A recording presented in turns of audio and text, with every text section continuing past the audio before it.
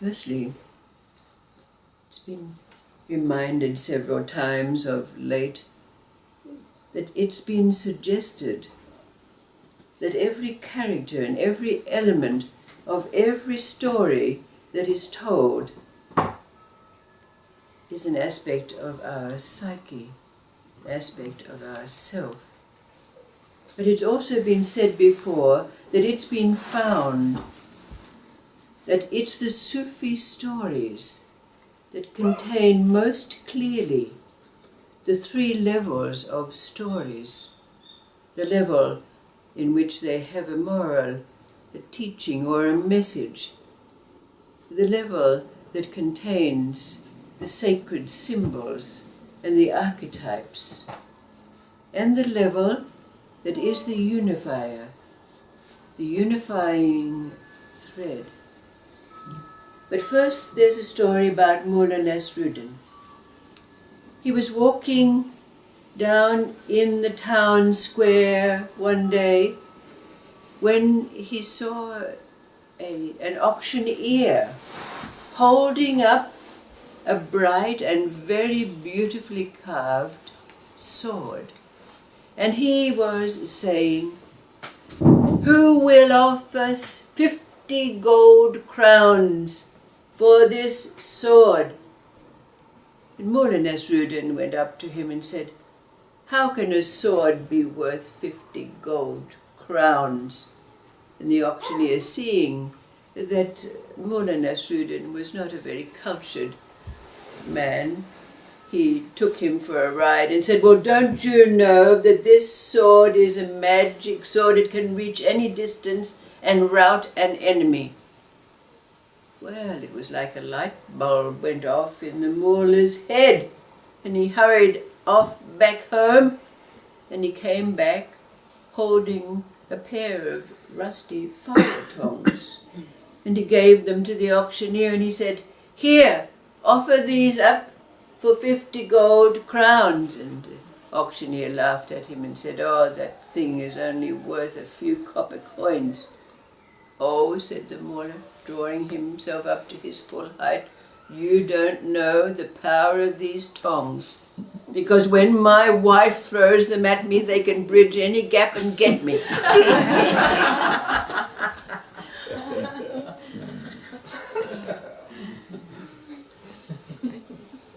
Then there's the story, the Sufi story, about the great Raja of Hindustan. He was inordinately wealthy. It was at that time when the wealth of the earth in the way of jewels was being drawn out of the earth and mostly taken into the coffers of the lieges and the kings and the monarchs and the rajas of that time. He had everything that anyone could wish for. His treasuries were overflowing. He did not know which diamonds to put in his many turbans day after day. But there was only one thing missing in his life, and that was the absence of a son. Now he'd had many wives, but of those wives he had many daughters. Most of his time was taken up trying to find suitable suitors for them. But even then, when he married some of them off, when he walked down the corridors of his palace, every other woman would say, "Hi, father." But one day he called one of his advisors to him, a nervous fellow, never knowing what the Raja's request was going to be. But the Raja said to him, "Isn't there anyone who can tell me why I have not had a son?" Because, of course, according to the mores of the day, a son was needed to send a monarch into the next world. And not having a son was the most dire and dreadful thing that could happen to anyone. of his status.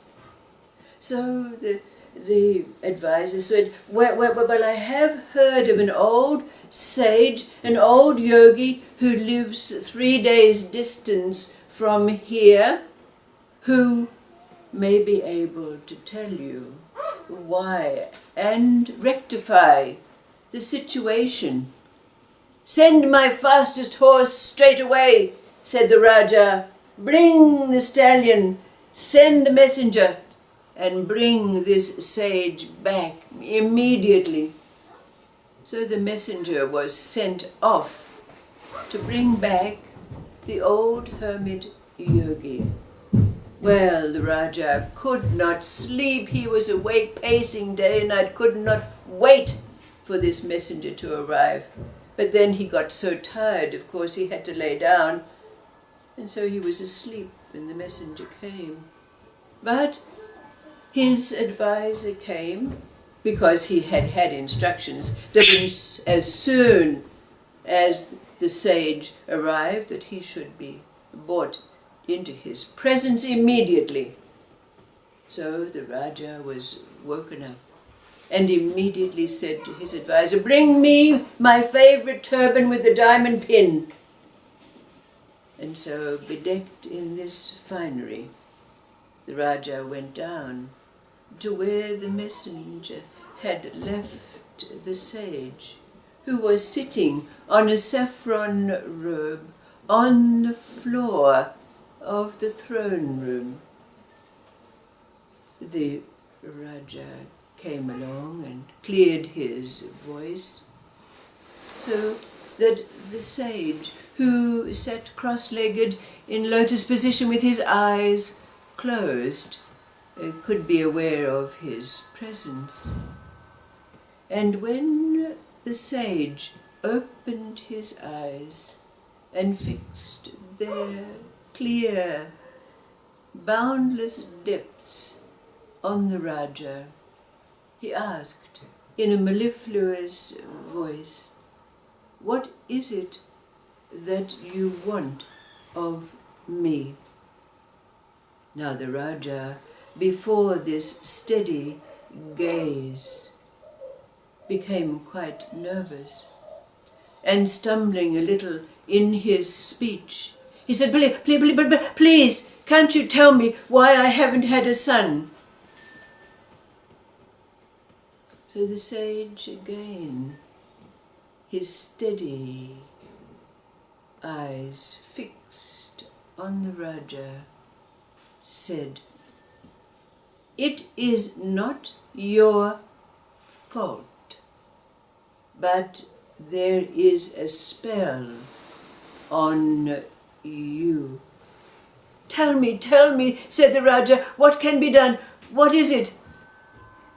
The sage again paused, and then he said, some decades ago, an object was taken from another monarch who left this monarch and his kingdom bereft, and they now live in poverty. If this object is returned to this kingdom, the spell will be lifted and you will have a son. Tell me, where is this place? Said the Raja. Where? What do we have to do? What is it? And the sage said, it is an emerald scorpion that is in your treasury, that was taken from this monarch by your grandfather by devious means.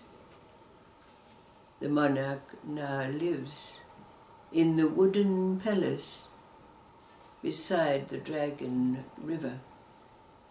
If the object is returned to him, you will find there a maiden who will produce for you a son within the year. So immediately, although remembering that he must give thanks to the sage. The Raja jumped up, ordered his servants to bring his fastest horse and an entourage to make their way immediately to the Dragon River. But before doing so, the Raja bent in obeisance before the old sage, offering to fill his mouth with gold and give him jewels.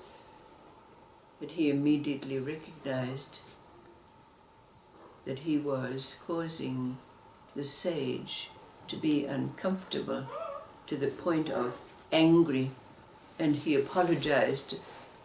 Please, please forgive me.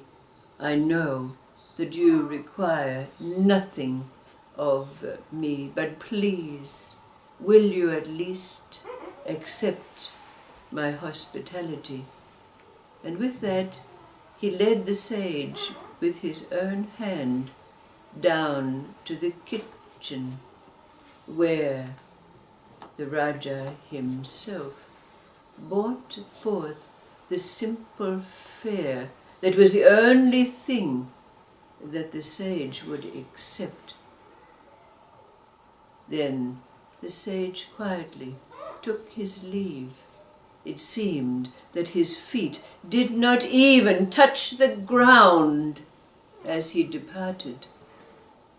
The Raja immediately got on his horse, and with his entourage, having found in the coffers of his treasury the object, the emerald scorpion, taking it carefully, it was carried by him to where the Dragon River wound its way and enabled the Raja to find the wooden, somewhat derelict abode, castle, semblance of a castle, in which the other monarch lived. He was welcomed by this monarch, clad in his simple clothes, straw sandals on his feet, his daughter, the princess, sitting doing embroidery in the window. The Raja offered the object, the emerald scorpion, giving his apologies for any wrongdoing that had taken place in taking away this object. But an amazing thing happened. As soon as the object was placed in the hands of the monarch, his palace was immediately restored to magnificence. Peacocks wandering in the garden by the ponds, marble pillars appearing where the wooden beams had been. The monarch offered his daughter's hand to the Raja, who accepted with alacrity. Within 1 year, a son was born, to be followed by 2 others. So, within a space of 3 years, he had 3 sons.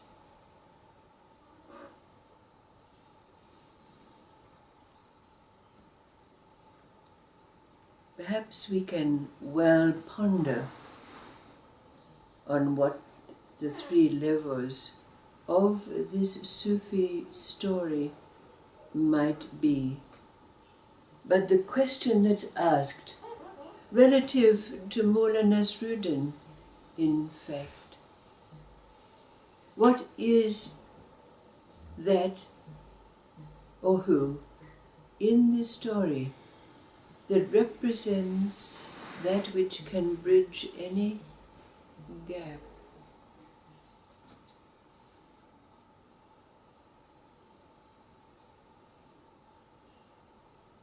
We know that the story contains a message and sacred symbols and archetypes and a unifying thread. But what is it for us that can bridge any gap?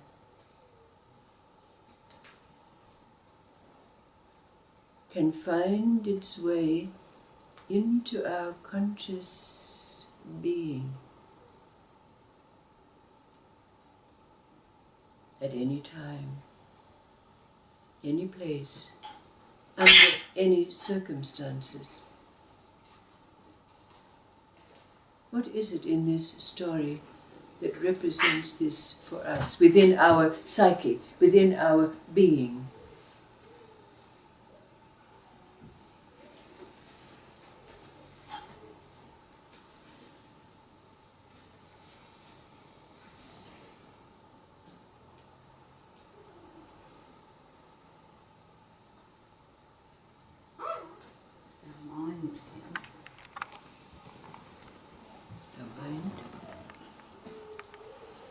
I think it's a love energy.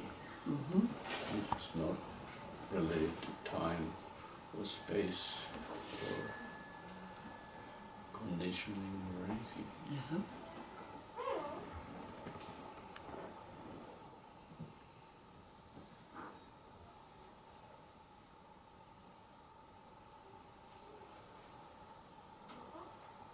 But this mind wasn't in the story, nor was the love energy, although it might be present as part of the secret that's in every story, but directly related to this Sufi story. That which represents in us that which can bridge, penetrate any distance, any boundaries, any fears that we have.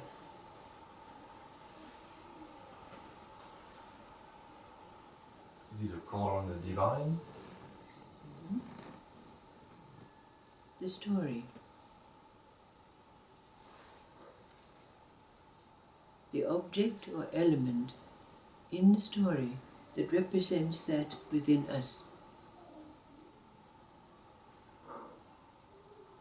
It's a stone that he gave back. It's a willingness to do that, whatever it is that you have to do, without thinking about. Like he just knew immediately that that's what he had to do, and that's what he did.